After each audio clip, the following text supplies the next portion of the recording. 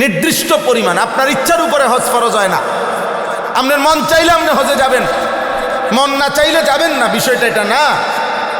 খোদার কসম না, আপনার পারিবারিক ব্যস্ততা এটা হজ্জের বিষয় না। শরীয়ত একটি নির্দিষ্ট পরিমাণ বলেছে, এই পরিমাণ সম্পত্তি যার কাছে আছে ওই ব্যক্তির উপরেই হজ ফরজ। আপনার মন চাইলেও ফরজ, আপনার মনে না চাইলেও ফরজ। আপনার ফোলা বিয়াদন বাকি থাকলেও ফরজ, আপনি ফোলা বিয়া দিয়া সারলেও ফরজ। আপনার মেয়ে বিয়ে দেওয়া বাকি থাকলেও ফরজ, আপনার মেয়ে বিয়ে দেওয়া বাকি না থাকলেও ফরজ। আপনার সন্তান বিদেশ পাঠানো বাকি থাকলেও ফরজ, পাঠাইয়া সারলেও ফরজ। যদি শরীয়তের ওই পরিমাণ, শরীয়ত যে পরিমাণ নির্ধারণ করেছে সেটা যদি পূর্ণ হয়, ওই পরিমাণ সম্পত্তি থাকে, অথচ হজ করে নাই, আল্লাহর কসম নবী বলেন যদি এই অবস্থায় এই নাফরমানের মৃত্যু হয়, আল্লাহর নবী বলেছেন আমি বলে দিলাম উম্মত, নবীজি বলছেন উম্মত, তাহলে এই নাফরমানের মৃত্যু হয় ইহুদির মৃত্যু হলো, নয়তো খ্রিস্টানের মৃত্যু হলো, বাকি এটা নিশ্চিত মুসলমানের মৃত্যু হলো না। তার মরণ হয়েছে বেঈমানের। এটা যদি নবীজি বলে ফেলে এরপরে কি কথা থাকে বলেন? ফালিয়ামুত ইনশা ইয়াহুদিয়ান ওয়া ইনশা নাসরানিয়ান ফালা আলাইহি আন ইয়ামুতা ইয়াহুদিয়ান ওয়ালা নাসরানিয়ান। এখন হজ্জের মাস, এই জন্যই কথাগুলো আমি আর অল্প একটু আপনাদেরকে এরপরে একসাথে আয়াতের তর্জমা শোনাবো অল্প সময়ে। এই প্রথম কথা আপনারা এটা বুঝুন, কোরআনুল কারীম আল্লাহ বলছে ওয়ালিল্লাহি আলান নাসি হিজ্জুল বাইতি মান ইসতাতা ইলাইহি সাবিলা। আমি আল্লাহ আমার সন্তুষ্টির জন্য আমার সামর্থ্যবান বান্দার উপরে আমার ঘরের হজ ফরজ করে দিলাম। আলা অর্থ ফরজ, ওয়ালিল্লাহি আলান নাস ওমান কাফারা ফা ইন্নাল্লাহা গানিয়্যুন আনিল আলামিন।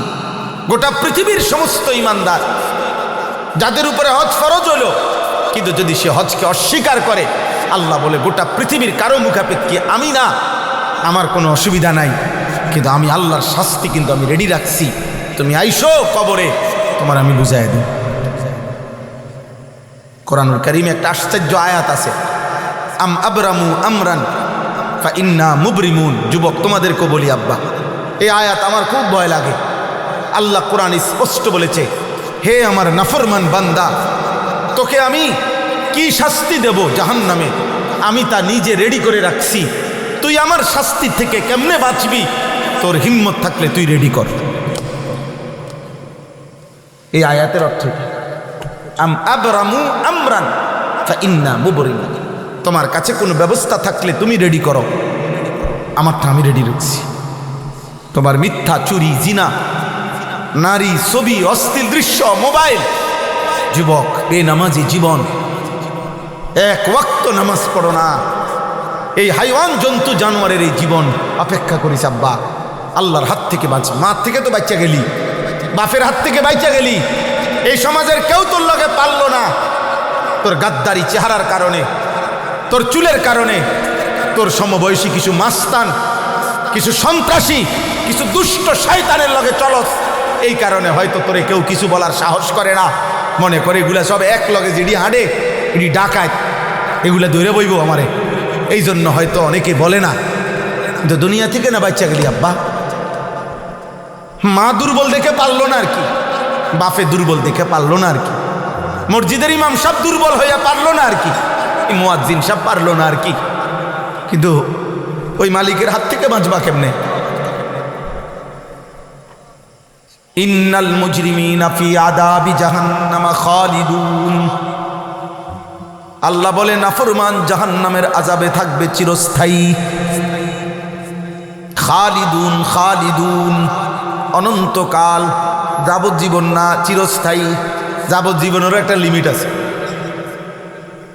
দুনিয়ায় যেটা যাবজ্জীবন কারাদণ্ড কয়, এটাও কি না যাবজ্জীবন না, এটার একটা পরিমাণ আছে, ওইটা পরিমাণ নাই।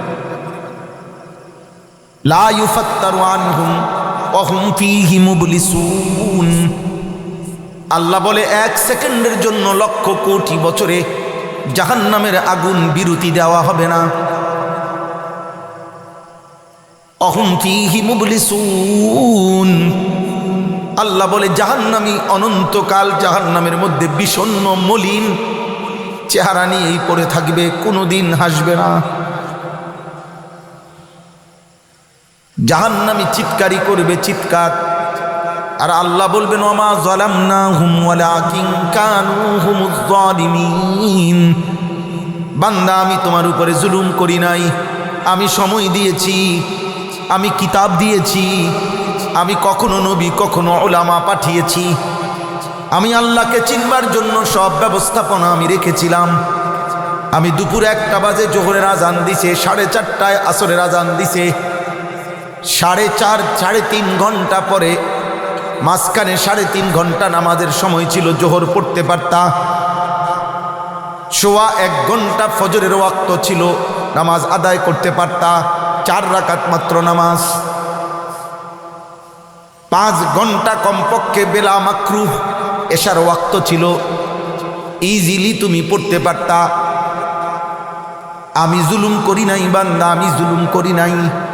সময়ও দিয়েছি, হায়াতও দিয়েছি, কিতাবও দিয়েছি, বুঝাইয়া বলার জন্য উলামা আউলিয়া ইমাম খতিব ওয়াইজ বক্তা পীর বুজুর্গ সব পাঠাইছি। আমি কি করলাম বান্দা? আমি তো সব ইন্তজাম করেছি। আমি তো মসজিদের মাইক দিয়া 5 ওয়াক্ত নামাজ মুয়াজ্জিনকে দিয়া শুনাইছি। আমি কতবার ডেকেছি হাইয়া আলাস সালাহ, তুমি নাফরমান, একবারও সাড়া দিলা না। তুমি আমার কথায় পাত্তাও দিলা না। তুমি তো জুলুম করেছো নিজের উপরে। অনাদাউ ইয়া মালিকু লিয়াকদি আলাইনা রাব্বুক।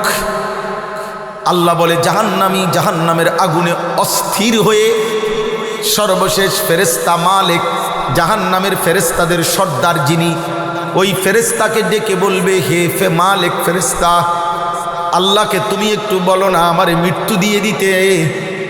এই আগুন আমি আর সইতে পারি না, আমারে চিরতরে মৃত্যু দিয়ে দিতে বলো, আমি একদম মরে যাই। ক্বালা ইন্নাকুম মাকিসুন। আল্লাহ বলে, ফেরেশতা বলবে, না নাফরমান, অনন্তকাল জীবিত থেকেই এই আগুনে পড়ে থাকতে হবে, কোনোদিন মৃত্যু হবে না। এর পরের আয়াত হইল আম আবরামু আমরান ফাইন্না মুবরিমুন। আল্লাহ বলেন, হে নাফরমান, তোকে আমি যেই শাস্তি দেব, মিথ্যা, চুরি, ডাকাতি, জিনা, ব্যভিচার, মদ, জুয়া, হে মা হে বোন বেপর্দা বেহায়াপনার কারণে, আল্লাহ বলেন আমি তোমার শাস্তি সব আইটেম জাহান্নামে রেডি রাখছি। তুমি আমার আযাব থেকে কেমনে বাঁচবা বান্দা? তোমার লোক তুমি রেডি করো। তোর কে কে আছে তোর বন্ধুরা বলে রাখিস। তোর কোন কোন আব্বা আছে তোর আব্বারে বলে রাখিস। তোর নেতা কেডা নেতারে বলে রাখিস। তোর কর্মীকে কর্মীরে বলে রাখিস। তোর আমেরিকার আব্বারে বলে রাখিস। তোর ট্রাম্প আব্বারে বলে রাখিস। তোর নেতানিয়াহু আব্বারে বলে রাখিস। বল, আমিও দেখাবো তোকে, আমিও দেখাবো। ফিরে আসো ভাই, আল্লাহকে সেজদা দাও, আল্লাহকে সেজদা। ঘুরে ঘুরে আমি ফেরিওয়ালার মতো এক কথাই বলি, ফেরিওয়ালা মাল বদলায় না। ফেরিওয়ালা ফেরি করে, একই পণ্য প্রতিদিন বিক্রি করে। আমরাও প্রতিদিন আখেরাত কথা বলি, আখেরাতের ফিকির করি, আখেরাতের ফেরি করি। কতজন কত বিদ্রুপ করে, ঠাট্টা করে, যে যাই করে, কত ষড়যন্ত্র। হুজুরারি নিয়া, মাদ্রাসা নিয়া, মাদ্রাসা নিয়া, মাদ্রাসা নিয়া ষড়যন্ত্র শুরু, মাদ্রাসা নিয়া অভিযোগের শেষ নাই। মাদ্রাসা, অথচ এই পৃথিবীর হাজারো শিক্ষা প্রতিষ্ঠানের মধ্যে কত অন্যায়, কত অশ্লীলতা, কত গান বাদ্য, কত বেহায়াপনা, কত ধর্ষণ, কত নির্যাতন হইতেছে। আহা, আমরা কোনো পাপকেই সমর্থন করি না। পাপী আমি, আমিও অপরাধী। পাপী আপনি, আপনিও অপরাধী। অপরাধী আল্লাহ আমাদের সবাইকে মাফ করে। এজন্য আমাদের এই দ্বিতীয় কথা হলো হজ। আল্লাহ তাআলা হজ ফরজ করছেন একজন মুমিনের ইমানদারের উপরে নির্দিষ্ট পরিমাণ, সহজ একদম অল্প, আল্লাহর ঘরে হজে যাওয়া আসা এবং ফ্যামিলির ওই কয়দিনের খরচ, এই টাকাটা প্রয়োজনের অতিরিক্ত যার কাছে আছে তার উপরেই হজ ফরজ। খুব আহামরি কিছু না, বিশাল কিছু না। 60 বছরে একবার হজ ফরজ, 70 বছরের হায়াতে একবার হজ ফরজ। হায় মুসলমান, 60 বছরে একবার মালিকের ঘর দেখবার জন্য তোমার কয়টা টাকা মিলাইতে পারলা না? এই পর্যন্ত 4 ফুট বিদেশ পাঠাইলাইলা, 3টা মেয়ে বিয়ে দিতে পারলা, বাড়িতে বিল্ডিং করতে পারলা। হায় মুসলমান, এ পর্যন্ত 30 শতক জমি কিনা লাইলা, কিন্তু কোনোদিন মনে পড়ে নাই মালিকের ঘর দেব, মালিকের ঘর দেব, আল্লাহর ঘর দেখার কথা মনে পড়ে। আমি একটা উদাহরণ বলি, একটা উদাহরণ আপনারা বুঝেন। একটা উদাহরণ শুধু বলি।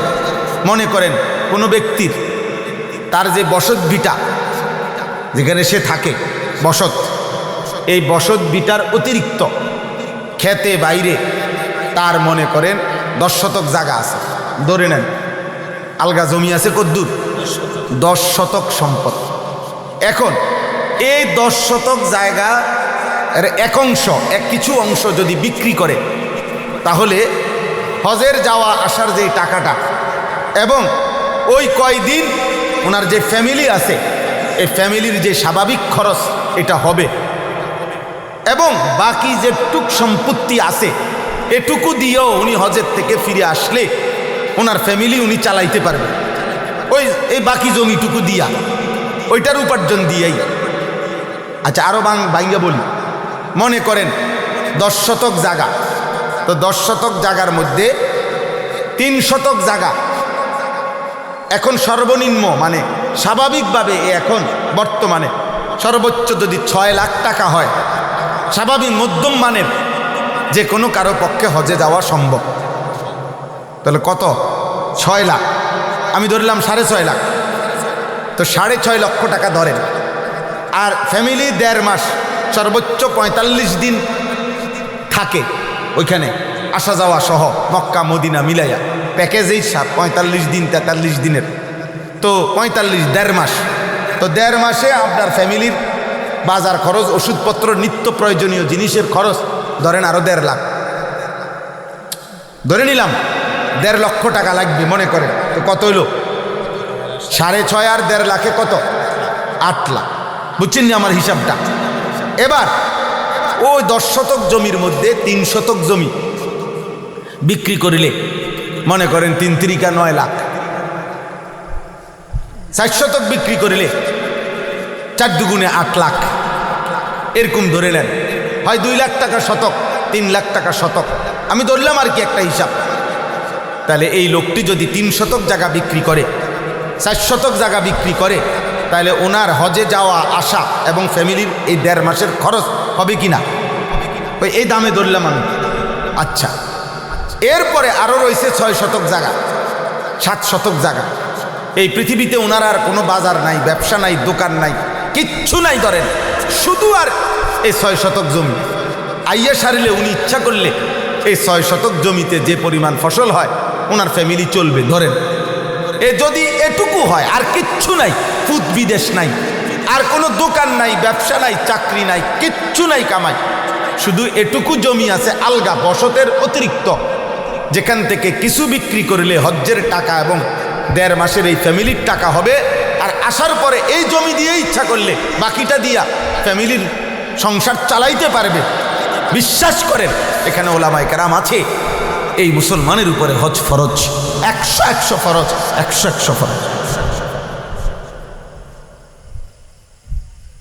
এই মুসলমান, এই বুড়া মিয়া যদি, এই মুসলমান যদি হজ না করে মৃত্যুবরণ করে, তা আল্লাহর নবী বলছে আমি জানি না হয় ইহুদি মরছে না খ্রিস্টান মরেছে। এখন বলেন তো আমাদের বাংলাদেশে একটু কল্পনা করেন তো কি পরিমাণ মুসলমানের উপরে হজ ফরজ। কথা কয় না, বুঝিননি আন্দাজ? আসেনি খবর? খবর আসেনি কোনো? খবর আছে। সেদিনও তো মসজিদে 100 টাকা দিছে, বুঝেন নাই? কইলে কইব। হ্যাঁ, গত সপ্তাহে তো হুজুরে যেই বিরক্ত শুরু করছে, শেষ পর্যন্ত কইলাম যা, টিয়া পয়সার মায়া করে আর লাভ নেই। বেশি বিরক্ত শুরু করছে হুজুরে, এতবার কয় একটা কথা না দিয়ে কেমনে পারি, সে দিছি দিছে। মসজিদে 100 টাকা দিয়ে দিছে। আল্লাহু আকবার। ওনার পূর্বপুরুষ, ওনার বংশধরের মধ্যে তো মনে কেউ এত টাকা দিছে না। কত বড় কাম করে লাইছেন আপনি। তে এই 100 টাকার সাথে আপনি হজ মওকুফ করে লাইলেন, এই 100 টাকা দিয়ে আপনি যাকাত মওকুফ করে ফেললেন। আল্লাহ আমাদেরকে বুঝ দান করে।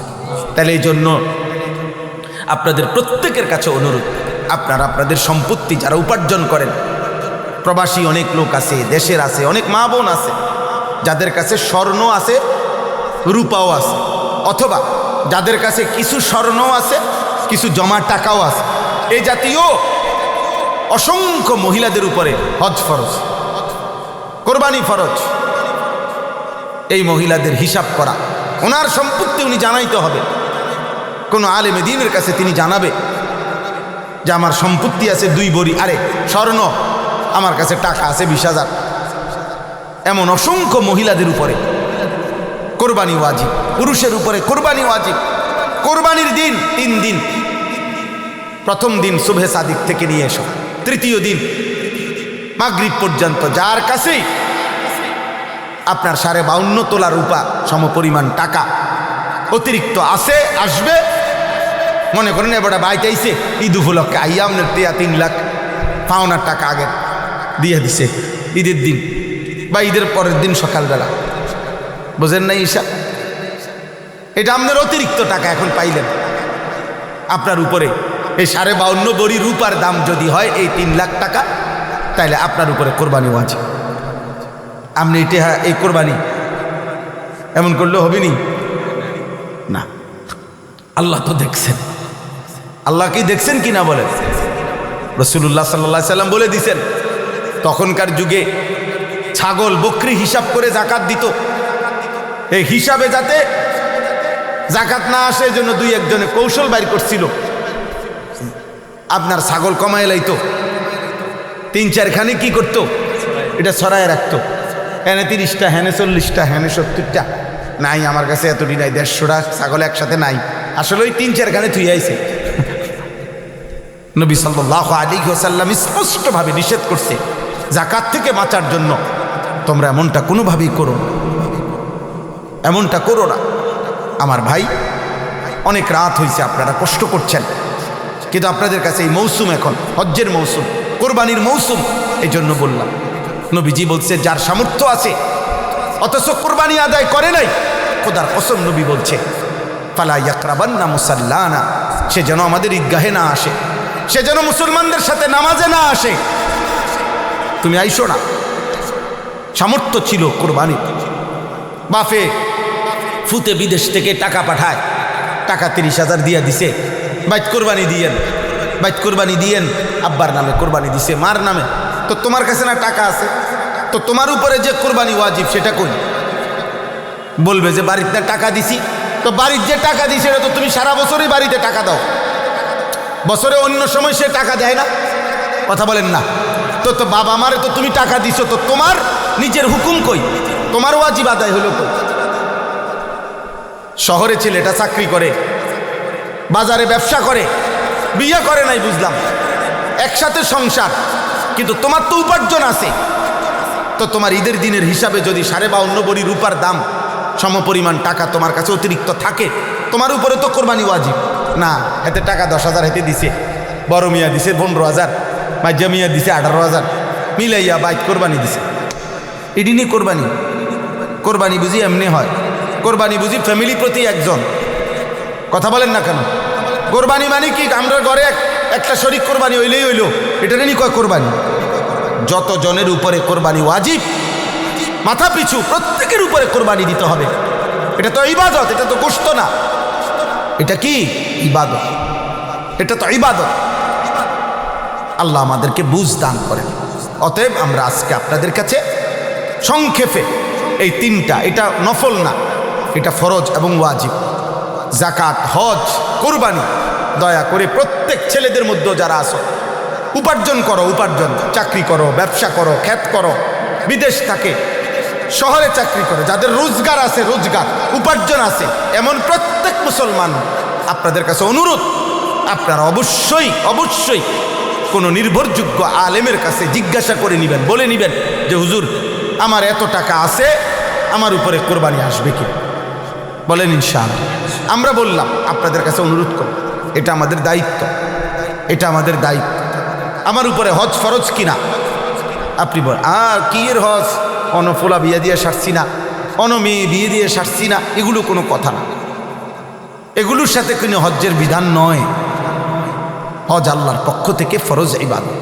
নবীজি সাল্লাল্লাহু আলাইহি সাল্লাম বলছেন, তাবিউ বাইনাল হজ্জ ওয়াল উমরা, তোমরা পরপর হজ করতে থাকো, উমরা করতে থাকো।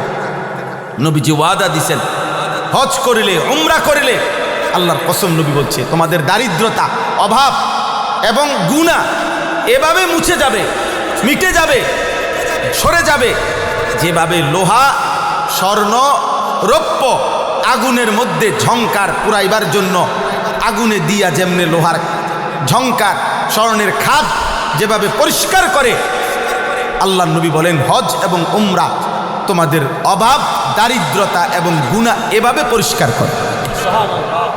ফাইন্নাহুমা ইয়ানফিয়ানি ফাকরা ওয়াদ দুনুব। নবীজি বলছেন, মা আমআরা হাজ্জুন কাত্তু, হাজি আল্লাহর ঘরে খরচ করে কোনোদিন ফকির হবে না, অভাবী হবে। এই পৃথিবীতে কোনোদিন এমন ঘটনা ঘটে নাই, দোকান করে মাইর খায়, ব্যবসা করে মাইর খাইছে, বিদেশ গিয়া মাইর খাইছে, গাড়ি কিনা মাইর খাইছে, কিন্তু হজ করে, আল্লাহর ঘরে খরচ করে, আল্লাহর কসম, আল্লাহ নবীর ওয়াদা, এমন কেউ পৃথিবীতে বলতে পারবে না যে আমার তো টাকা পয়সা ছিল কিন্তু আজ আমি পথের ফকির হয়ে গেছি হজ কইরা, আল্লাহর ঘরে খরচ করতে গিয়ে আজ আমি ফকির, এমন কোন কথা পৃথিবীর কেউ বলতে পারে নাই, পারবেও না। এটা নবীজির ওয়াদা, এটা নবীজির কি?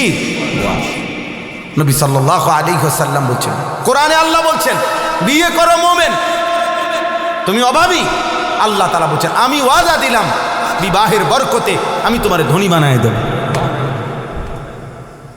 জিনা করো না, জিনাতে জীবন যাবে। অশ্লীল নারী দেখো না, অসভ্য নোংরা ছবি দেখো না, হালাল পবিত্র বিয়ের অপেক্ষা করো, আল্লাহ তাআলা তোমারে ধনী বানায় দেবে।